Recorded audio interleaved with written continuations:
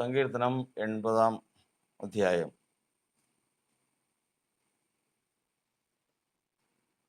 സംഗീത പ്രമാണിക്ക് സാരസ സാക്ഷ്യം എന്ന രാഗത്തിൽ ആസാഫിന്റെ ഒരു സങ്കീർത്തനം. 80 സങ്കീർത്തനം. ആട്ടിൻകൂട്ടത്തെ പോലെ യോസേഫിനെ നടത്തുന്നവനായി, ഇസ്രായേലിന്റെ ഇടയനായുള്ളവയെ ചെവിക്കൊള്ളണമേ. കെരൂബുകളിന്മേൽ അധിവസിക്കുന്നവനെ പ്രകാശിക്കണമേ. എഫ്രൈമും മനശ്ശെയും ബെന്യാമിനും മനശ്ശെയും കാണുക, നിന്റെ വീര്യബലം ഉണർത്തി ഞങ്ങളെ രക്ഷയ്ക്കായി വരണമേ. ദൈവമേ, ഞങ്ങളെ യഥാസ്ഥാനപ്പെടുത്തണമേ. ഞങ്ങൾ രക്ഷപ്പെടേണ്ടതിന് തിരുമുഖം പ്രകാശിപ്പിക്കണമേ. സൈന്യങ്ങളെ ദൈവമായ യഹോവേ, നീ നിന്റെ ജനത്തിന്റെ പ്രാർത്ഥനയ്ക്ക് നേരെ എത്രത്തോളം കോപിക്കും. നീ അവർക്ക് കണ്ണുനീരിന്റെ അപ്പം തിന്മാൻ കൊടുത്തിരിക്കുന്നു, അനവധി കണ്ണുനീർ അവർക്ക് കുടിപ്പാനും കൊടുത്തിരിക്കുന്നു. നീ ഞങ്ങളെ ഞങ്ങളുടെ അയൽക്കാർക്ക് വഴക്കാക്കി തീർക്കുന്നു, ഞങ്ങളെ ശത്രുക്കൾ തമ്മിൽ പറഞ്ഞ് പരിഹസിക്കുന്നു. സൈന്യങ്ങളുടെ ദൈവമേ, ഞങ്ങളെ യഥാസ്ഥാനപ്പെടുത്തണമേ. ഞങ്ങൾ രക്ഷപ്പെടേണ്ടതിന് തിരുമുഖം പ്രകാശിപ്പിക്കണമേ. നീ മിസ്രയീമിൽ നിന്നൊരു മുന്തിരിവള്ളി കൊണ്ടുവന്നു, ജാതികളെ നീക്കിക്കളഞ്ഞ് അതിനെ നട്ടു. നീ അതിന് തടമെടുത്തു, അത് വേരൂന്നി ദേശത്ത് പടർന്നു. അതിന്റെ നിഴൽ കൊണ്ട് പർവ്വതങ്ങൾ മൂടിയിരുന്നു. അതിന്റെ കൊമ്പുകൾ ദിവ്യദേവദാരുക്കൾ പോലെയും ആയിരുന്നു. അത് കൊമ്പുകളെ സമുദ്രം വരെയും ചില്ലികളെ നദി വരെയും നീട്ടിയിരുന്നു. വഴി പോകുന്നവരൊക്കെ അതിനെ പറിപ്പാൻ തക്കവണ്ണം നീ അതിന്റെ വേലികളെ പൊളിച്ചു കളഞ്ഞത് എന്ത്? കാട്ടുപന്നി അതിനെ മാന്തിക്കളയുന്നു, വയലിലെ മൃഗങ്ങൾ അത് തിന്നുകളയുന്നു. സൈന്യങ്ങളുടെ ദൈവമേ, തിരിഞ്ഞു വരണമേ. സ്വർഗത്തിൽ നിന്ന് നോക്കി കടാക്ഷിച്ച് ഈ മുന്തിരിവള്ളിയെ സന്ദർശിക്കണമേ. നിന്റെ വലങ്കൈ നട്ടിട്ടുള്ളതിനെയും നീ നിനക്കായി വളർത്തിയ തയ്യേയും പാലിക്കണമേ. അതിനെ തീ വെച്ച് ചുടുകയും വെട്ടിക്കളയുകയും ചെയ്തിരിക്കുന്നു. നിന്റെ മുഖത്തിന്റെ പ്രസന്നത്താൽ അവർ നശിച്ചു പോകുന്നു. നിന്റെ കൈ നിന്റെ വലത്തുഭാഗത്തെ പുരുഷന്റെ മേൽ, നീ നിനക്കായി വളർത്തിയ മനുഷ്യപുത്രന്റെ മേൽ തന്നെ ഇരിക്കട്ടെ. എന്നാൽ ഞങ്ങൾ നിന്നെ വിട്ട് പിന്മാറുകയില്ല. ഞങ്ങളെ ജീവിപ്പിക്കണമേ, എന്നാൽ ഞങ്ങൾ നിന്റെ നാമത്തെ വിളിച്ചപേക്ഷിക്കും. സൈന്യങ്ങളെ ദൈവമായ യഹോവേ, ഞങ്ങളെ യഥാസ്ഥാനപ്പെടുത്തണമേ. ഞങ്ങൾ രക്ഷപ്പെടേണ്ടതിന് തിരുമുഖം പ്രകാശിപ്പിക്കണമേ. പരിശുദ്ധനായ ദൈവമേ, സ്വർഗസ്ഥ പിതാവേ, നല്ല സമയത്തിനായി ഞങ്ങൾ കർത്താവിനെ സ്തുതിക്കുന്നു. കൃപയാൽ ഞങ്ങളെ ഈ സമയം വരെയും നടത്തിയ ദൈവം, നീ പ്രഭാതത്തിലും കർത്താവിന്റെ തിരുമുഖത്തേക്ക് നോക്കുന്ന അടിയങ്ങളോട് മനസ്സലിഞ്ഞ് ഞങ്ങൾക്ക് കർത്താവെ അനുഗ്രഹിക്കപ്പെട്ട ആരാധന നൽകുവാൻ എൻ്റെ കർത്താവ് സാധിക്കുമാറാകണം.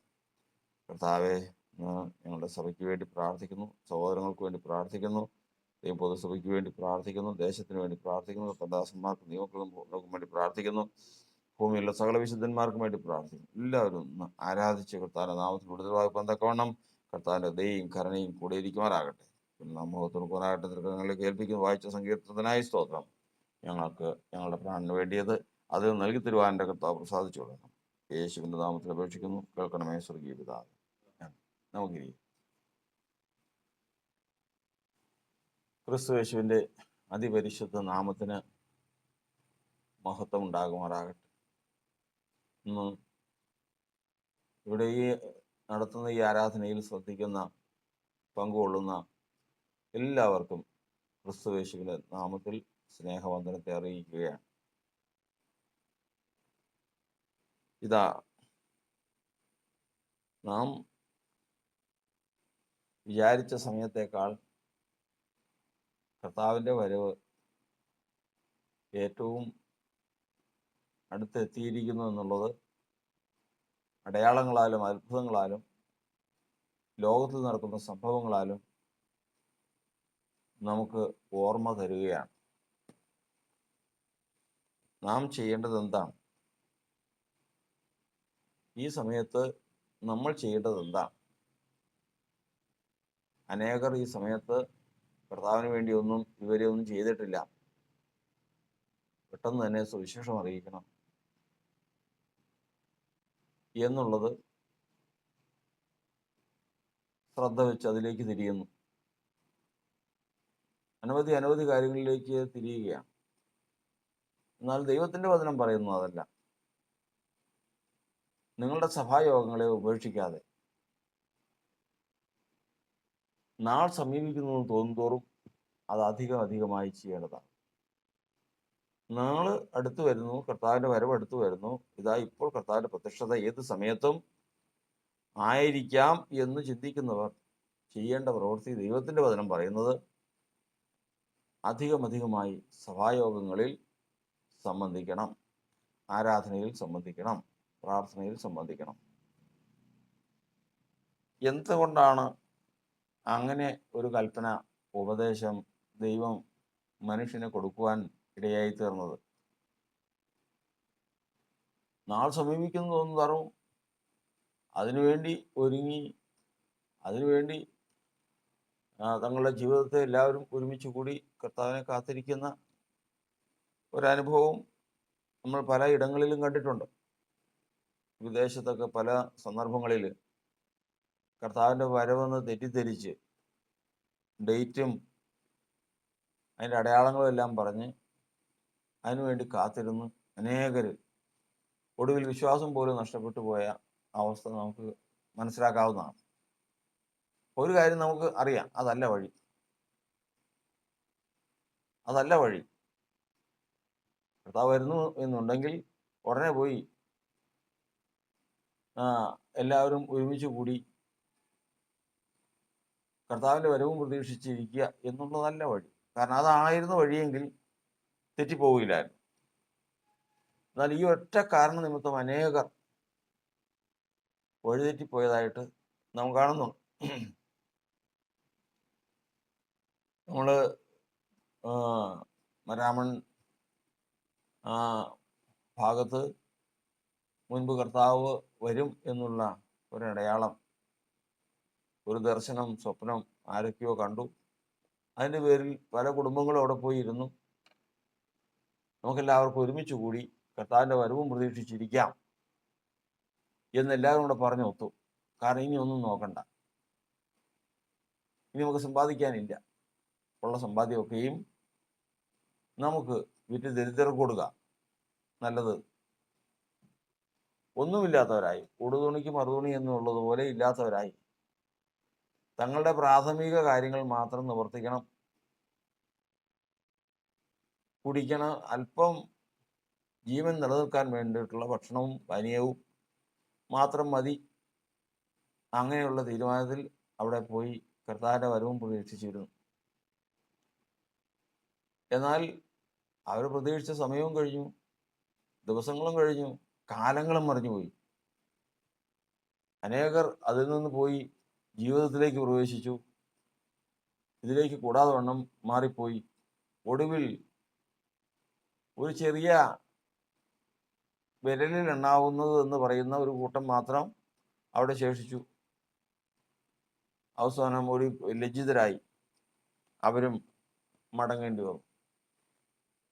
അപ്പോൾ ചെയ്തത് തെറ്റോ ശരിയോ? നമ്മൾ അതിൽ നിന്ന് പഠിക്കുന്നത് ഏതായിരുന്നാലും ചെയ്തത് ശരിയായാലും തെറ്റായാലും വഴി അതല്ല.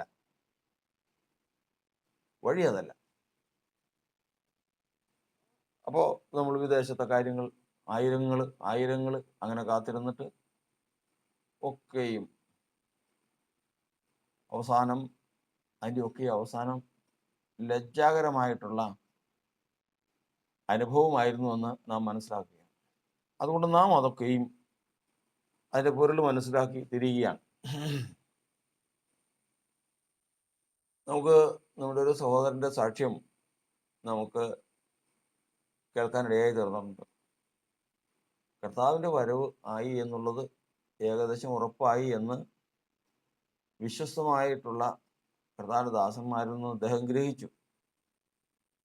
അതുപോലെ വ്യക്തമായ അടയാളങ്ങളും കിട്ടി. അദ്ദേഹം രാത്രിയും പകലും വിശ്രമമില്ലാതെ കർത്താവിൻ്റെ വേലയിൽ സുവിശേഷ പ്രസംഗങ്ങളും നോട്ടീസ് കൊടുക്കലും അങ്ങനെയുള്ള പ്രാർത്ഥന യോഗങ്ങളും ഒക്കെ ആയിട്ട് നടക്കുവാനിടയായി തീർന്നു. ഈ ചെയ്തതൊന്നും തെറ്റല്ല. പക്ഷെ ഒടുവിൽ അതെല്ലാം നിർത്തിയതിന് ശേഷം നാളുകൾക്ക് ശേഷം ഒരു അവിശ്വാസി എന്നുള്ള നിലയിലേക്ക് തന്നെ ആ ജീവിതം പോകാനിടയായി തീർന്നു. അപ്പോൾ ശ്രദ്ധിക്കുന്ന നമുക്ക് ഒരു കാര്യം മനസ്സിലാവുന്നു, അതുമല്ല വഴി. ചെയ്തത് തെറ്റല്ല, പക്ഷേ കർത്താവിൻ്റെ വരവ് പ്രതീക്ഷിച്ചിരിക്കുന്നവരുടെ വഴി അതല്ല. പിന്നെ എന്താണ് വഴി? കാരണം വചനം അപ്രകാരമാണല്ലോ പറയുന്നത്. വചനം പറയുന്നത് നാൾ സമീപിക്കുന്നതെന്ന് തോറും നിങ്ങൾക്ക് സഭായോഗങ്ങൾ ഉണ്ടാകണം, അധികമായിട്ടുണ്ടാകണം. അത് തെറ്റല്ലല്ലോ, വചനമല്ലേ.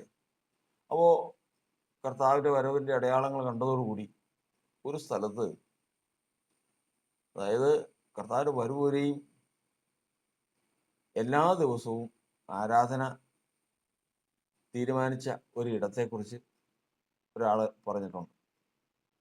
അവിടെ കർത്താവ് വരുന്നു വരികയും ആരാധനയാണ് എല്ലാ ദിവസവും ഉണ്ട്.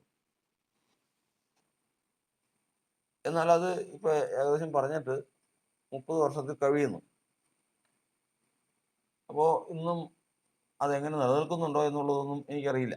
എന്തായിരുന്നാലും അത് ആണോ വഴിയെന്ന് ചോദിച്ചു കഴിഞ്ഞാൽ അതും വഴിയെന്ന് നമുക്ക് നിശ്ചയിക്കാൻ സാധിക്കില്ല. കാരണം എല്ലാ ദിവസവും എപ്പോഴും ആരാധനയായിട്ട് എത്ര നാൾ ഇരിക്കും? വഴി അവിടെയും നിൽക്കുന്നില്ല. പിന്നെ എന്താണ് ഇതുകൊണ്ട് ഉദ്ദേശിക്കുന്നത്? അതുകൊണ്ട് ഉദ്ദേശിക്കുന്നത് ആരാധന എന്താണെന്ന് പഠിക്കണം. ആരാധന എന്താണെന്ന് പഠിച്ചാൽ അതിന് മറുപടിയുണ്ട്. എന്താണ് ആരാധന? ആരാധന എന്ന് നമ്മൾ പഠിക്കുമ്പോൾ ദൈവം ലോകത്തിലേക്ക് വരുമ്പോൾ മനുഷ്യനെ എങ്ങനെ കാണണം, ഒരു മനുഷ്യൻ എങ്ങനെയായിരിക്കണം, എന്താണ് കർത്താവ് ആഗ്രഹിക്കുന്നത്? അങ്ങനെ ആഗ്രഹിക്കുന്നവൻ എങ്ങനെയായിരിക്കണമെന്നാണ് പത്രോസ് അപ്പോസ്തലൻ വചനത്തിൽ പറഞ്ഞിരിക്കുന്നത്. കറയും കളങ്കവുമില്ലാതെ നിങ്ങളെ പൂർണ്ണ സമാധാനത്തിൽ കാണുവാൻ ആഗ്രഹിച്ചുകൊണ്ടാണ്. അപ്പോ കാര്യങ്ങൾ എവിടെ നിൽക്കുന്നു? അവൻ വരുമ്പോൾ ഈ പറഞ്ഞ ഓടി നടന്ന് സഭായോഗങ്ങളും കൂടി നാല് കാര്യങ്ങൾക്കായിട്ട് നടന്ന് അങ്ങനെ പലരെ ചൊല്ലി വിചാരപ്പെട്ട് മനം കലങ്ങിയിരിക്കാനല്ല. പിന്നെയോ സമാധാനം. എങ്ങനെ സമാധാനം? പൂർണ്ണ സമാധാനത്തിൽ കാണാം. അവിടെയാണ് പ്രശ്നം.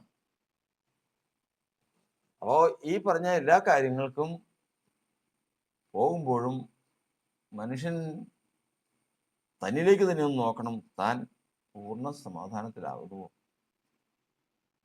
ഇവിടെയാണ് എന്താണ് പൂർണ്ണ സമാധാനത്തിനുള്ള പ്രശ്നം? എന്താ സമാധാനത്തിനുള്ള വിഷയം? എന്താ സമാധാനത്തിന്റെ വിപരീതം? എന്താ? നമുക്കറിയാം, സമാധാനത്തിന്റെ വിപരീതം യുദ്ധമാണ്.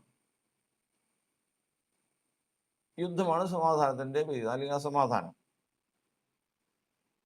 സമാധാനം വരുന്നത് എങ്ങനെയാണ്? മനുഷ്യന് സമാധാനം വരുത്താനുള്ള ഏറ്റവും ശ്രേഷ്ഠമായിട്ടുള്ള വഴിയാണ് ആരാധന. അത് പഴയ നിയമത്തിൽ നമ്മൾ പഠിക്കുന്നത് ആരാധനക്കാരന് പൂർണ്ണ സമാധാനം വരുത്താൻ സാധിക്കാത്ത യാഗങ്ങളും വഴിപാടുകളുമാണ് പഴയ നിയമത്തിൽ അർപ്പിച്ചിരുന്നത്. എന്നാൽ പുതിയ നിയമത്തിൽ അങ്ങനെയല്ല. പൂർണ്ണ സമാധാനത്തിൽ ആരാധിക്കാൻ തക്കവണ്ണം ക്രിസ്തുവേശുവിന്റെ രക്തത്താൽ മനുഷ്യന്റെ പ്രാണങ്ങളെ വീണ്ടെടുത്ത് സമാധാനത്തിലാക്കി ഹൃദയത്തിൽ രക്തം തളിച്ച് ദൈവത്തോട് നീതീകരണം പ്രാപിച്ച അവസ്ഥയിൽ അവന് ആരാധനയിൽ സമാധാനം പ്രാപിക്കാൻ സാധിക്കും. ഇതാണ് പുതിയ നിയമത്തിലെ സമാധാനം. അപ്പോൾ ഇവിടെ നമ്മൾ ചിന്തിച്ചത് പ്രകാരമാണ്, പൂർണ്ണ സമാധാനത്തിൽ കാണാൻ ആഗ്രഹിക്കുന്നു.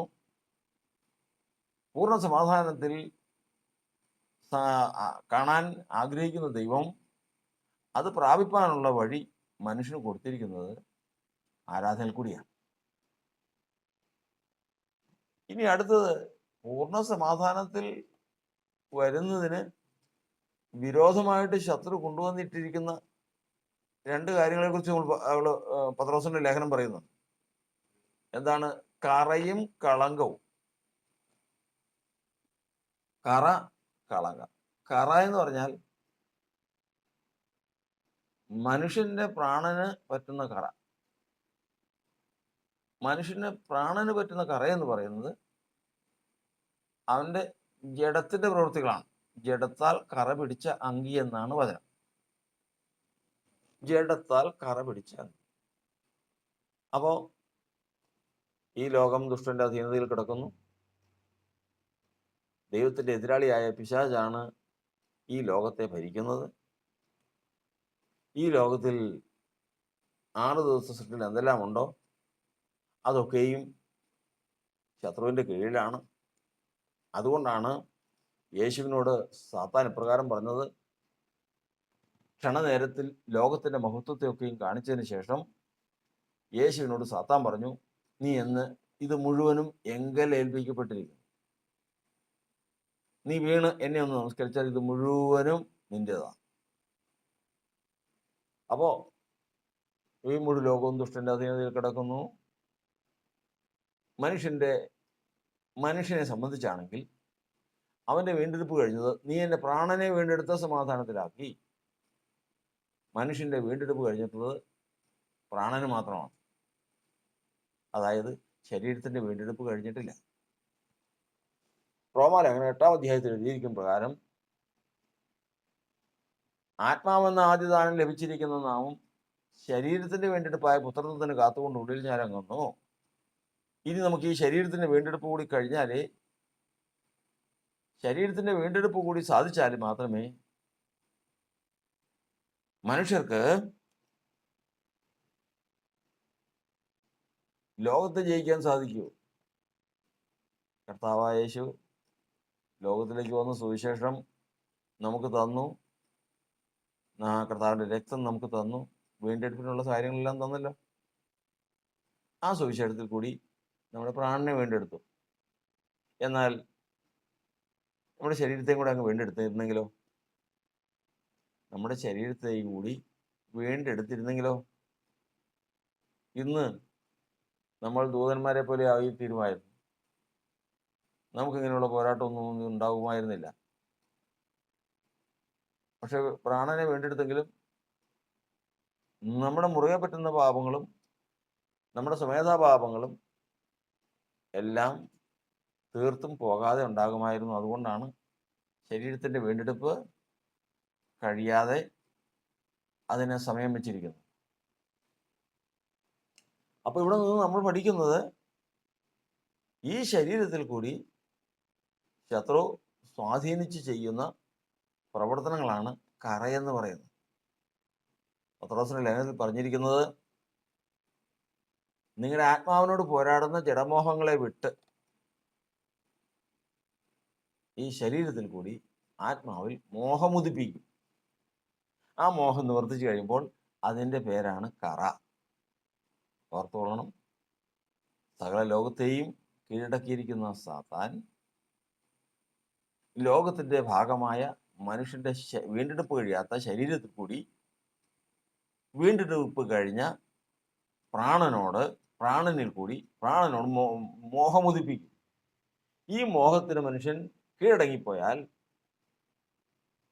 അത് നിവർത്തിക്കുകയും അത് മനുഷ്യന്റെ പ്രാണനിൽ കറയായി തീരുകയും ചെയ്യും. ഇങ്ങനെ കറയായി പോയ അനുഭവങ്ങൾ നമ്മൾ വചനത്തിൽ നിന്ന് പഠിക്കണം. ദാവീദ് കറ പറ്റിയവനാ. കറയാണെന്ന് തെറ്റായിപ്പോയി കറ പറ്റിയെന്ന് അറിഞ്ഞപ്പോഴാണ് 51-ാം സങ്കീർത്തനത്തിൽ ദാവീദ് പ്രാർത്ഥിക്കുന്നത്, കർത്താവെ, എൻ്റെ അകൃത്യങ്ങളെ മായ്ച്ചു കളയണം. ഈ കറ മായ്ക്കണം. ഈ കറ ഇരിക്കുന്നിടത്തോളം കാലം സമാധാനം ഉണ്ടാവില്ല. അപ്പോൾ മനുഷ്യന്റെ ജീവിതം നോക്കിക്കൊള്ളണം. നമുക്ക് നിത്യ ജീവിതത്തിൽ നമുക്ക് എന്തെല്ലാം മോഹങ്ങളുണ്ട്, എന്തെല്ലാം ആഗ്രഹങ്ങളുണ്ട്. അപ്പോൾ ചെറിയൊരു ആഗ്രഹമാണ്, എനിക്ക് അല്പം ഭക്ഷണം, മാംസം ഭക്ഷിക്കണം എന്നൊരു മോഹം. മാംസം ഭക്ഷിക്കണമെന്ന് ആഗ്രഹിച്ച് ഭക്ഷണം കഴിച്ചാൽ കർത്താവിന് വിരോധമൊന്നുമില്ല. പക്ഷെ അത് മോഹിച്ച് കഴിച്ചാൽ പ്രശ്നമാണ്. മോഹിച്ചു, അത് കഴിച്ചു, നമ്മൾ അറിയുന്നില്ല, നമ്മുടെ പ്രാണനിലത് കറയായി. ഇങ്ങനെ നമ്മുടെ ജീവിതത്തിൽ ശാഠ്യത്താലും മോഹത്താലും അസൂയാലും ഇങ്ങനെ എന്ത് ചെയ്തുവോ അത് അപ്പോൾ തന്നെ മനുഷ്യന്റെ പ്രാണനിൽ കറയായിട്ട് വരും. ആ കറയാണ് സമാധാനത്തിന്റെ ഏറ്റവും വലിയ ശത്രു. അതുകൊണ്ട് ദൈവത്തിന്റെ വചനത്തിൽ നമ്മൾ പഠിക്കുന്നത്, ഇന്ന് ഒരു മനുഷ്യൻ കർത്താവ് വരുന്നു എന്ന് കേട്ട് മണപ്പുറത്തിൽ വിശാല സ്ഥലത്ത് പോയി കൂട്ടം കൂടിയിരുന്ന് കർത്താവിനെ പ്രതീക്ഷിച്ചിരിക്കാനല്ല, പിന്നെയോ കർത്താവ് വരുമ്പോൾ എന്നിൽ നിന്ന് പ്രതീക്ഷിക്കുന്ന ഒരു കാര്യം പൂർണ്ണ സമാധാനമാണ്. ആ സമാധാനം വേണമെങ്കിൽ ഒന്നാമത് എൻ്റെ കറ പോകണം. അവിടെ തൊടുമ്പോഴാ വിഷയം. എല്ലാം ആയി, തെറ്റ് മനസ്സിലാക്കി, കുറ്റങ്ങൾ മനസ്സിലാക്കി, ഒരുവനെ കൊന്ന പാപമാണ്, അവൻ ആരായാലും അവൻ മരണയോഗ്യനാണെന്നൊക്കെ സ്വയമൊക്കെ വിധിച്ചു.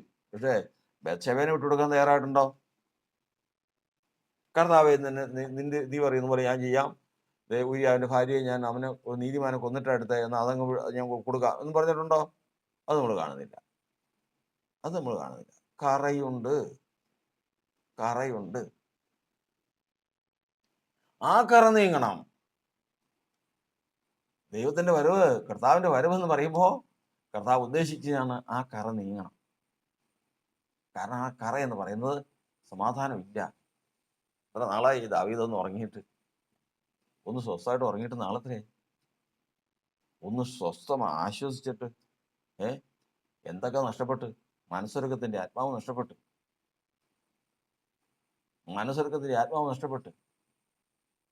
അധരം തുറക്കുന്നില്ല, യാഗത്തിൽ ദൈവം പ്രസാദിക്കുന്നില്ല.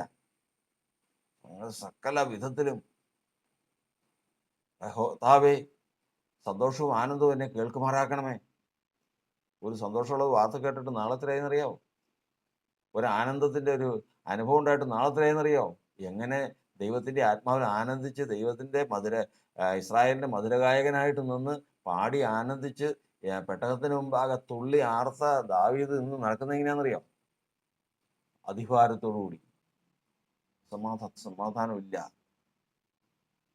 ഒരു വാർത്ത കേട്ടാൽ ആ വാർത്ത അതിന്മേൽ ഉള്ളത് കണ്ണുനീര് തീരുന്നതിന് മുമ്പ് അടുത്തത് വരുക. കർത്താവിന്റെ വചനം പറയുന്നത് എന്താ കാരണം? കറ, വേറൊന്നുമല്ല, കറ നീങ്ങണം. ഇപ്പൊ നമുക്ക് വഴി മനസ്സിലായി. കർത്താവ് വരുന്നെന്ന് പറഞ്ഞ് കൂട്ടമായിട്ട് നമ്മളെല്ലാവരും കൂടെ കൂടി പോയിരുന്ന് വസ്തുവും വകയെല്ലാം വിറ്റ് നമ്മൾ വെളിമ്പ്രദേശത്ത് പോയി കർത്താവിന്റെ വരവ് വരുമ്പോൾ പെട്ടെന്ന് എടുക്കാൻ തക്കവണ്ണം ആരാധിച്ച് പാട്ടുപാടി തുള്ളി ആർത്ത് ഒരു സ്ഥലത്ത് കൂടിയിരുന്ന് ദൈവത്തെ ആരാധിച്ചിരുന്ന സ്ഥലത്ത് പറയുന്നത്, ആരാധിച്ച് കർത്താവ് വരുമല്ലേ, ആരാധിച്ച് ഒരാരോഗ്യം തീരുന്നതുവരെയും തളർന്ന് വീഴുന്നതുവരെയും അവർ ആരാധിക്കുക. പക്ഷേ ആരാധന നല്ലതാ, പക്ഷെ കറയായിട്ടില്ല. കറയിരിക്കുന്നിടത്തോളം കാലം സമാധാനം ഉണ്ടാവും എന്ന് വിചാരിക്കണ്ട. സമാധാനം ഇല്ലെങ്കിൽ കർത്താവ് തിരിഞ്ഞു നോക്കില്ല. ഇപ്പൊ നമുക്ക് ഒരു കാര്യം മനസ്സിലായി. നമ്മളിപ്പോ ഒരു സ്ഥലത്ത് ഏതാണ്ട് 5 ലക്ഷം പേര് എൻ്റെ ഓർമ്മയനുസരിച്ച് കൂടിയിരുന്നാണ്. 5 ലക്ഷം പേര് കർത്താവിന് വരുമല്ലേ? 5 ലക്ഷം പേര് ആരാധന പാട്ട് പാടി ആരാധന തുടങ്ങിക്കഴിഞ്ഞാൽ മണിക്കൂറുകളാണ്. എന്തുകൊണ്ട് വന്നില്ല എന്നുള്ള ചോദ്യത്തിന് നമുക്കിപ്പോൾ ഒരു കാര്യത്തിൽ ചിന്തിക്കാം. ഒരു കാര്യത്തിൽ കർത്താവ് ചിലപ്പോൾ വരാനിരുന്നതായിരിക്കാം. എന്തോ ആവട്ടെ, സങ്കല്പിക്കാം. വെള്ളിലേക്ക് എന്നാൽ ഇവർ ഇത്രയും പേര് നോക്കിയിരിക്കുക, ഭൂമിയിൽ എൻ്റെ വിശുദ്ധന്മാരെ എടുത്തേക്കാം എന്ന് പറഞ്ഞ് നോക്കുമ്പോൾ എന്താ ഈ 5 ലക്ഷത്തിന് സമാധാനമുള്ളത് ഏതെങ്കിലും ഉണ്ടോ? പൂർണ്ണ സമാധാനത്തിൽ ഏതെങ്കിലും ഉണ്ടോ? പൂർണ്ണ സമാധാനത്തിലുള്ളവൻ അതിന് പോവില്ലെന്ന്. പൂർണ്ണ സമാധാനത്തിലുള്ളവന്റെ വഴി വേറെയാ. ഇതല്ല വഴി. അവന് തൻ്റെ ജീവിതത്തിൽ വന്ന ഏതെങ്കിലും കറയുണ്ടോ?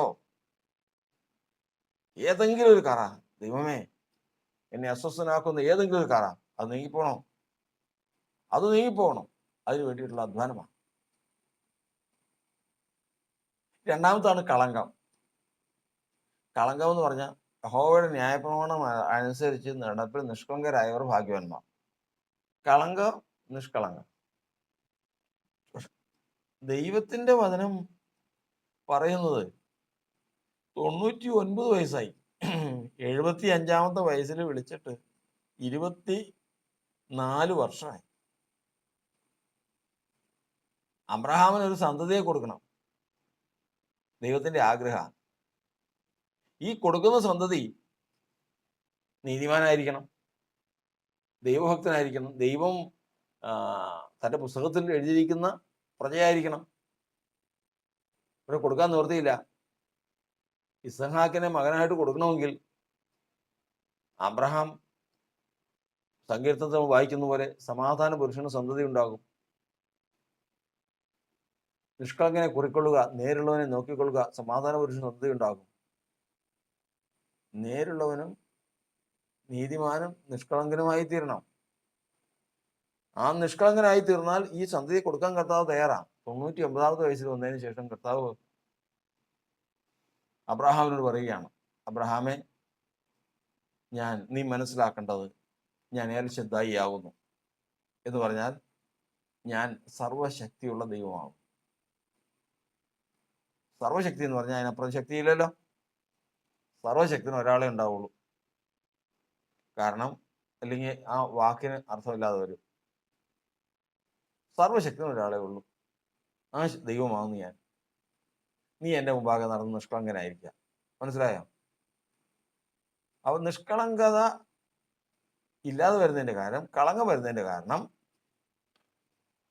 ദൈവത്തിന്റെ സർവശക്തിത്വത്തെ അംഗീകരിച്ച് ആശ്രയിക്കാതെ മുമ്പോട്ട് പോകുമ്പോഴാണ് കളങ്കം വരുന്നത്. നീ എന്റെ വഴിക്ക് പോകാൻ പറഞ്ഞു കഴിഞ്ഞാൽ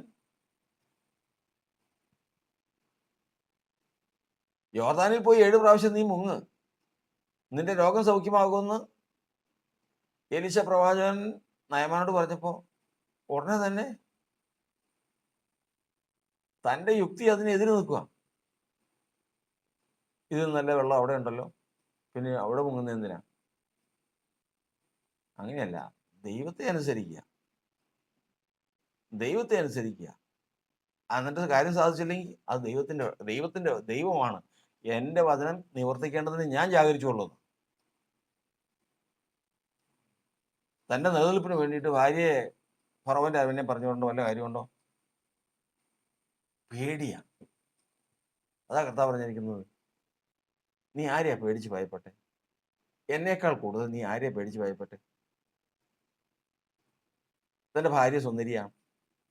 ഈ സൗന്ദര്യമുള്ള ഭാര്യയുടെ കാര്യം ഈ ദൂതന്മാരൊക്കെ ചെന്ന് ഫറവോന്റെ അരമനയിൽ പറയും. അവിടെ ഉള്ള പ്രഭുക്കന്മാരുണ്ട്. അപ്പോൾ അവർക്ക് ഭാര്യയെ എടുക്കാൻ, എൻ്റെ ഭാര്യയെ കൈവശമാക്കാൻ താല്പര്യം തോന്നും. അപ്പം ഞാനൊരു തടസ്സമായിട്ട് വരും. അപ്പം പിന്നെ എന്നെ കൊല്ലേണ്ടി വരും. അങ്ങനെ എന്നെ കൊന്ന് സാറായെ ഭാര്യയായിട്ട് കൊണ്ടുപോകും. ഞാൻ നശിച്ചും പോകും. അതുകൊണ്ടൊരു കാര്യം ചെയ്യണം. അതുകൊണ്ട് സാറായോട് പറഞ്ഞു, നീ എവിടെ ചെന്നാലും നിന്റെ ഭർത്താവാണ് ഞാനെന്നും എൻ്റെ ഭാര്യയാണ് നീ എന്നും പറയരുത്. കാരണം ഞാൻ ജീവിച്ചിരിക്കട്ടെ. ദൈവഭയമില്ലാത്ത നാടൊക്കെയാണ് നമ്മൾ പോകുന്നത്. ജാതികളാണ്, അവരെന്തും ചെയ്യാൻ മടിക്കില്ല. അതുകൊണ്ട് പെങ്ങളാന്ന് പറഞ്ഞാൽ മതി. അവിടെ ചെന്ന് ഫറവോന്റെ അരമനയിൽ പോകേണ്ടി വന്നു. ഫറവോൻ പെങ്ങളല്ലേ സാറായെ ഭാര്യയായിട്ട് എടുത്തുകൊണ്ട് പോയി. അവിടെ ജീവിക്കേണ്ടി വന്നു. ഒടുവിൽ കർത്താവ് അവിടെ വലിയ അത്ഭുതം പ്രവർത്തിച്ച് അവിടെ ഒന്ന് വിടുവിച്ചു കൊടുത്തു. ഇതിൻ്റെയൊക്കെ അത്ഭുതം എവിടുന്നാണ്? സർവശക്തിത്വം ദൈവത്തിൻ്റെതാണെന്ന്, എന്നെ വിളിച്ചവൻ സർവശക്തനാണെന്ന് ഇപ്പോഴും വിശ്വാസം വന്നിട്ടില്ല. അതാ കർത്താവ് ചോദിക്കുന്നത്, നീ ആരെയാണ് ഭയപ്പെട്ടത്? എന്നേക്കാൾ കൂടുതൽ ആരെയാണ് ഭയപ്പെട്ടത്? അപ്പൊ ഇന്ന് നീ നിന്റെ നിലനിൽപ്പിന് വേണ്ടിയിട്ട് നീ എന്ത് കാണിക്കുന്നു? വളവും തിരിവും കാണിക്കുന്നു, സൂത്രം കാണിക്കുന്നു. നീ നിഷ്കളങ്കനായിരുന്നാ മതി. സർവശക്തനായ ദൈവം തൻ്റെ ജനത്തെ കാണാൻ ആഗ്രഹിക്കുന്ന ഏറ്റവും വലിയ ഒരവസ്ഥയാണ് നിഷ്കളങ്കത. ലോകത്തിലുള്ള നിഷ്കളങ്കതയില്ല. ഈ ലോകത്തിൽ നിഷ്കളങ്കനായി ജീവിച്ചിട്ടുണ്ടെങ്കിൽ നമുക്കറിയാം, ദിവസങ്ങൾ എണ്ണിയാൽ മതി. നിഷ്കളങ്കനായി ജീവിച്ചിട്ടുണ്ടെങ്കിൽ അവരുടെ സ്വത്തുക്കൾ മുഴുവനും നമുക്കറിയാം. അനേകം പേര് കാര്യം നമുക്കറിയാം. ഒരു മനുഷ്യന് ഒരു മകനുണ്ടായിരുന്നു, നിഷ്കളങ്കനായ മനുഷ്യൻ. ആ മനുഷ്യനുമായിട്ട് അടുത്തുകൂടി ആ മനുഷ്യന്റെ സ്വത്തുക്കളും ആ മനുഷ്യന്റെ സകല ഉടുതുണി വരെയും എല്ലാവരും ഓരോന്ന് പറഞ്ഞ് കൈവശമാക്കി. അദ്ദേഹം ഒന്നും ഇല്ലാതായി. അവസാനം അദ്ദേഹം മൂഢനുമായി. ആരുടെ കാര്യമാണ്? നിഷ്കളങ്കനായി ഈ ലോകത്ത് ജീവിച്ചാലുള്ള വിഷയമാണ് പറയുന്നത്. കാരണം സർവശക്തന്റെ തണൽ അവർക്കില്ല. എന്നാൽ അബ്രഹാമേ, നീ അതുപോലെയല്ല. ദൈവത്തിന് ജനത്തോട് പറയുന്ന വാക്കാണത്. നിങ്ങളൊരു കാര്യം മനസ്സിലാക്കുക, ഈ ലോകത്ത് നിങ്ങൾ നിഷ്കളങ്കരായി ജീവിച്ചു കഴിഞ്ഞാൽ 10 ദിവസം തികച്ച് ജീവിക്കാൻ പറ്റില്ല. നിങ്ങളെ അത്തോർ ഒടുക്കിക്കളയും. ആര് നിഷ്കളങ്കതയോട് ചോദിച്ചാൽ നമ്മൾ വായിച്ചിട്ടുണ്ട്, എളിയവരുടെ പീഡയും ദരിദ്രന്മാരുടെ ദീർഘശ്വാസവും നിമിത്തം ഞാനിപ്പോൾ എഴുന്നേൽക്കും. ജീവിതം മുഴുവൻ ദീർഘശ്വാസം ഇരിക്കാനേ നേരം ഉണ്ടാവുള്ളൂ, പീഡിപ്പിക്കപ്പെടാനേ നേരം ഉണ്ടാവുള്ളൂ. എന്നാൽ അബ്രഹാമെ, നീ കൽദയ പട്ടണമായ ഊരിൽ വെച്ച് നീ പറയുന്നത് ശരിയാ, സൂത്രം കാണിക്കാതെ ജീവിക്കാൻ പറ്റില്ല, നിഷ്കളങ്കമായിട്ട് ജീവിക്കാൻ പറ്റില്ല, സമ്മതിച്ച്. പക്ഷേ നിന്നെ വിളിച്ച് ഇറക്കിക്കൊണ്ട് വന്നവൻ ആരാന്നറിയാവോ? ഞാൻ ആരാന്നറിയാവോ? ഏൽ ശദ്ദായി എന്ന് പറഞ്ഞാൽ സർവശക്തിയുള്ള ദൈവമാണ്. സർവശക്തിയുള്ള ദൈവത്തിന്റെ കുടക്കീഴെ അല്ലെങ്കിൽ സ്വാധീനത്തിൽ ഒരാൾക്ക് നിഷ്കളങ്കനായിട്ട് ഈ ലോകത്ത് ജീവിക്കാൻ കഴിയും. വിശ്വാസം വേണമെന്ന് മാത്രം. അത് കർത്താവ് ഓർപ്പിക്കുക. അബ്രഹാമേ, ഞാൻ സർവശക്തിയുള്ള ദൈവമാകുന്നു, നീ എൻ്റെ മുമ്പാകെ നടന്ന് നിഷ്കളങ്കനായിരിക്കും. അടുത്ത വർഷം അവന് ശിശുവിനെ കർത്താവ് കൊടുത്തു. അപ്പൊ നമ്മൾ പറഞ്ഞിരിക്കുന്നത് സമാധാനമില്ല. ആർക്ക്? കളങ്കം കാണിക്കുന്നവർക്ക്. കളങ്കം കാണിക്കുന്നവർക്ക് സമാധാനമില്ല. കാരണം എന്താ എന്ന് അറിയാൻ പാടില്ല. ഭാര്യയ്ക്ക് സൗന്ദര്യമുണ്ട്, എപ്പോഴാ ആരെങ്കിലും ദൃഷ്ടി വെക്കുന്നതെന്ന് അറിയാൻ പാടില്ല, എന്നെ എപ്പോഴാ കൊല്ലുന്നതെന്ന് അറിയില്ല. ഇത് ഇങ്ങനെ ജീവിതം മുഴുവനും ഓർത്ത് ഒരു മനുഷ്യൻ ജീവിച്ചാൽ അവന്റെ അവസ്ഥ എന്താ? അപ്പോ വചനം പറയുന്നത്, ദൈവത്തിന്റെ വചനം പറയുന്നത്, ജഡത്തോട് പോരാടി, ലോകത്തോട് പോരാടി ജഡത്തെ ജയിക്കുന്നവൻ, ഇന്ദ്രിയ ജയം പ്രാപിക്കുന്നവൻ, ദൈവത്തിന്റെ സർവശക്തിത്വത്തെ അറിഞ്ഞ് ദൈവത്തിൽ ആശ്രയിച്ച് നിഷ്കളങ്കനായിരിക്കുന്നവൻ, ഇവനെ ഈ കാര്യം സാധിക്കുള്ളൂ. ഏത് കാര്യം? പൂർണ്ണ സമാധാനം പ്രാപിക്കാൻ സാധിക്കുള്ളൂ. ഇവനെ എടുക്കാനാണ് കർത്താവ് വരുന്നത്. ഇവനെ സ്വീകരിക്കാനാണ് കർത്താവ് വരുന്നത്. അല്ലാതെ അവൻ എന്തെങ്കിലും ചെയ്താൽ, അവിടെ മനുഷ്യൻ എന്തെങ്കിലും കാത്തിരുന്ന് ഉയരത്തിലേക്ക് നോക്കി ഇവിടെ കിടന്ന് നിലവിളിച്ച് ആരാധിച്ച് സ്തുതിച്ച് മഹത്വപ്പെടുത്തി ദൈവമേ ഇങ്ങോട്ട് വരണമേ എടുക്കണമേ എന്ന് പറഞ്ഞാൽ അങ്ങനെ എടുക്കാൻ പറ്റുന്നതല്ല. അതുകൊണ്ട് കർത്താവിന്റെ വചനം നമ്മൾ ഈ കാലഘട്ടത്തിൽ സൂക്ഷ്മതയോടെ എഫേസ്യ ലേഖനത്തിൽ എഴുതിയിരിക്കുന്നത്, ആകയാൽ നിങ്ങൾ സൂക്ഷ്മത്തോടെ അജ്ഞാനികളായിട്ടല്ല ജ്ഞാനികളായിട്ട് നടപ്പീൻ. എന്തെല്ലാം ഈ ഒരൊറ്റ കാര്യം പറഞ്ഞു അപ്പോസ്തലനായ പൗലോസ് തെസ്സലോനിക്ക ലേഖനത്തിൽ എഴുതുമ്പോൾ ഇപ്രകാരം പറഞ്ഞു, ഞങ്ങൾ ഏതെങ്കിലും ലേഖനം എഴുതി എന്നുള്ള ഭാവത്താലോ വല്ല ആത്മാവിനാലോ വേഗത്തിൽ സുബോധം വിട്ട് ഇളകിപ്പോകരുത്. കർത്താവിന്റെ വരവേ ഇപ്പൊ അപ്പോസ്തലനായ പൗലോസിന് ഇത് ആത്മാവിൽ നേരത്തെ കണ്ടിരുന്നതാ. നേരത്തെ ഈ കാര്യങ്ങൾ അപ്പോസ്തലന്മാർ ഗ്രഹിച്ചിരുന്നതാ. കാരണം അന്ത്യകാലത്ത് ഇപ്പൊ വരും. ഇത് കർത്താവ് പറഞ്ഞു, ഇതാ കർത്താവ് ഇവിടെ, ഇതാ അവിടെ എന്ന് പറഞ്ഞാൽ നിങ്ങൾ വിശ്വസിക്കരുത്, പോകരുത്. പറയും. അപ്പൊ അതിന്റെ അർത്ഥത്തിൽ പറയും. അങ്ങനെ പറയാൻ ആളുണ്ട് ഈ ലോകത്തിൽ, അങ്ങനെ പറയാൻ ആളുണ്ട്. പോകരുത് നിങ്ങൾ. കാരണം കർത്താവിനെ എല്ലാവരും പ്രതീക്ഷിച്ചിരിക്കുന്ന, എങ്ങനെ അങ്ങോട്ട് പോയാൽ മതിയെന്ന എല്ലാവരുടെയും ആഗ്രഹം. പോകുന്നതിന്റെ വ്യവസ്ഥ ആർക്കും അറിയില്ല. അതുകൊണ്ട് ആ വഞ്ചനയിൽപ്പെട്ട് പോകരുത്. പോകാൻ ഉദ്ദേശിക്കുന്നവൻ ഉണ്ടെങ്കിൽ അവൻ ഏറ്റവും ആദ്യം തന്നെ പഠിക്കേണ്ടത് അവൻ പൂർണ്ണ സമാധാനത്തിലായിരിക്കണം. ആ പൂർണ്ണ സമാധാനത്തിന് വിരുദ്ധമായിട്ട് മനുഷ്യനിലുള്ളതാണ് കറയും കളങ്കവും. കറയുണ്ടാകുന്നത് ജഡത്താലുള്ള മോഹത്താലാകുന്നു. കളങ്കമുണ്ടാകുന്നത് ദൈവത്തിന്റെ സർവശക്തിത്വത്തെ മനസ്സിലാക്കാതെ സ്വന്തം ബുദ്ധിയിലും യുക്തിയിലും ആശ്രയിച്ച് വളവും തിരിവും സൂത്രങ്ങളും അന്വേഷിക്കുമ്പോഴാണ് അവൻ കളങ്കത്തിലേക്ക് നീങ്ങുന്നത്. ഇത് രണ്ടും നീങ്ങിപ്പോയി കഴിഞ്ഞാൽ അവൻ പൂർണ്ണ സമാധാനത്തിലുള്ളവനായി. അവൻ ഒറ്റയ്ക്കായിരുന്നാലും, ഏത് പൊത്തിൽ പോയി ഒളിച്ചാലും, ഏത് പീഡയിലായിരുന്നാലും, ഏത് ഭൂമിയുടെ അറ്റത്തി എന്ന് പറഞ്ഞാലും അവനെ കൈക്കൊള്ളുവാൻ ദൈവം ശക്തനാണ്, അന്വേഷിച്ചു പിടിക്കും. കർത്താവ് നമ്മെ അനുഗ്രഹിക്കട്ടെ. വ്യക്തമായ വഴി, ശാശ്വതമായ വഴി, വചനം പറയുന്നത് വഴിയും സത്യവും ജീവനായിരിക്കുന്ന ക്രിസ്തു നമുക്ക് പിന്തുടരുവാൻ ഒരു മാതൃക വെച്ചിട്ട് പോയി. ഈ മാതൃകയിൽ കൂടി ശ്രദ്ധയോടെ കൂടി നോക്കുമ്പോൾ ഏത് കാര്യങ്ങളും നമ്മൾ ജീവിതത്തിൽ കാണുമ്പോൾ ഓർത്തു വേണം, ദൈവമേ ഇതാകുന്നുവോ വഴി, ഇതാകുന്നോ വഴി. പരിശോധിക്കണം. അനേക ജീവിതങ്ങളെ നമ്മൾ കാണുമ്പോൾ ദൈവമേ ഇതാകുന്നുവോ വഴി? അല്ല, കർത്താവ് കാണിച്ചെന്ന വഴി ഇതല്ല. ഈ നാളുകളിൽ നമ്മൾ അനവധി ചതിക്കുഴികളിലും ചതികളിലും പെട്ടുപോകുവാൻ സാധ്യതയുള്ളത് കൊണ്ടാണ് വീണ്ടും കർത്താവ് നമ്മെ ഓർപ്പിക്കുന്നത്. നാൾ സമീപിക്കുന്നതെന്ന് തോന്നുന്തോറും നാം ഇത് അധികമായി ചെയ്യേണ്ടതാണ്. ഏത്? സഭായോഗങ്ങൾ. അപ്പൊ നമ്മൾ ഈ പറഞ്ഞത് സഭായോഗമായിട്ട് എന്താ ബന്ധം? കറയും കളങ്കവും നീങ്ങിപ്പോകുവാൻ സഭായോഗമായിട്ട് എന്താ ബന്ധം?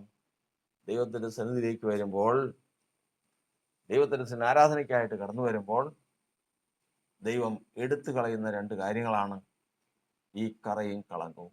തൻ്റെ ജീവിതത്തിൽ വന്നിട്ടുള്ള സകല ദോഷങ്ങളും നീക്കിക്കളയുവാൻ തക്കവണ്ണം ഇന്ന് ഈ സഭായോഗം, ഈ ആരാധന ബുദ്ധിയുള്ളതാകുന്നുവെങ്കിൽ ഇന്ന് അതിന്മേൽ നാം ജയം പ്രാപിക്കുക. ഏതിൽ നിന്നൊക്കെ? കറയത്തിൽ നിന്നും കളങ്കത്തിൽ നിന്നും. കറയിൽ നിന്നും കളങ്കത്തിൽ നിന്നും പൂർണ്ണ സമാധാനം പ്രാപിക്കുകയാണ്. കാരണം നമ്മുടെ ജഡത്തിന്റെ സ്വാധീനത്താൽ നമ്മിൽ വന്നു പോയിട്ടുള്ള ദോഷങ്ങൾ കർത്താവിന് മുൻപാകെ വെച്ച് അതിനെ നീക്കി ദൈവത്തിലല്ലാതെ സ്വന്തം ബുദ്ധിയെ ആശ്രയിച്ച് സ്വന്തം വിവേകത്തിൽ ഊന്നി ജീവിച്ച വശങ്ങൾ കളങ്കമുണ്ടാക്കിയതിനെ വിട്ടുകളഞ്ഞ് ഇന്ന് ബുദ്ധിയുള്ള ആരാധന, എല്ലാറ്റിനും പരിഹാരം ക്രിസ്തുയേശുവിൽ കൂടിയുള്ള രക്ഷ, കാൽവരിയിൽ യാഗമായി തീർന്ന ക്രിസ്തുയേശുവിൽ കൂടിയുള്ള അവന്റെ രക്തത്തിൽ കൂടിയുള്ള വിടുതലും അത് നിമിത്തം ദൈവത്തോട് സമാധാനവും പ്രാപിക്കുന്ന ഒരു ശ്രേഷ്ഠമായിട്ടുള്ള അവസ്ഥയാണ്, പ്രവർത്തനമാണ്, ശുശ്രൂഷയാണ് ആരാധന. ആ ആരാധനയാണ് ഇന്ന് നമുക്ക് വേണ്ടത്. അങ്ങനെയെങ്കിൽ ഇന്ന് നാം ഈ ആരാധനയിൽ നിന്ന് എഴുന്നേൽക്കുമ്പോൾ നമ്മൾ കറയും കളങ്കവും ഇല്ലാത്തവരായിരിക്കും. നമ്മൾ പൂർണ്ണ സമാധാനത്തിലായിരിക്കും. നമ്മെ കർത്താവ് ഈ ലോകത്തോട് നശിക്കുന്നവരുടെ കൂട്ടത്തിലല്ല, പിന്നെയോ അജ്ഞാനികളുടെ കൂട്ടത്തിലല്ല, പിന്നെയോ ജ്ഞാനികളായി കർത്താവിനെ കാത്തിരിക്കുന്നവരുടെ, പാപമില്ലാതെ പ്രത്യക്ഷപ്പെടുന്നവൻ പാപമില്ലാതെ കർത്താവിനെ കാത്തിരിക്കുന്നവരുടെ കൂട്ടത്തിലായി എണ്ണുകയും അവരെ ആ പദവിയിലേക്ക് ചേർക്കുകയും ചെയ്യും. ഇന്നത്തെ ആരാധനയിൽ ദൈവം പ്രസാദിക്കട്ടെ. ആരാധനയെ കർത്താവ് സന്ദർശിക്കട്ടെ. ദൈവത്തിന്റെ കരുണയും കൃപയും നമ്മോടൊപ്പം ഇരിക്കുമാറാകട്ടെ. ഈ കാലഘട്ടങ്ങളിൽ വഞ്ചിക്കപ്പെടാൻ ഇടയുള്ളത് കൊണ്ട് ദൈവത്തിന്റെ ആത്മാവ് നമ്മെ പഠിപ്പിക്കുന്ന ഓരോ ഭാഗങ്ങളും ശ്രദ്ധിച്ചു കൊള്ളുക. അതിൽ കൂടി നമുക്ക് ഒരു നന്മയിലെത്തുവാൻ, നന്മയുടെ പൂർത്തീകരണത്തിലെത്തുവാൻ ദൈവം നമ്മെ സഹായിക്കും. ദൈവം നമ്മെ അനുഗ്രഹിക്കുമാറാകട്ടെ. പാപത്താൽ എന്നിൽ വന്ന ശാപക്കറകൾ നീക്കി, പാപത്താൽ എന്നിൽ വന്ന ശാപക്കറകൾ നീക്കി, നീതി വസ്ത്രം ആഭരണമായി നൽകും, ശോഭിത നീതി വസ്ത്രം ആഭരണമായി നൽകും. യേശു എൻ സ്ഥാനം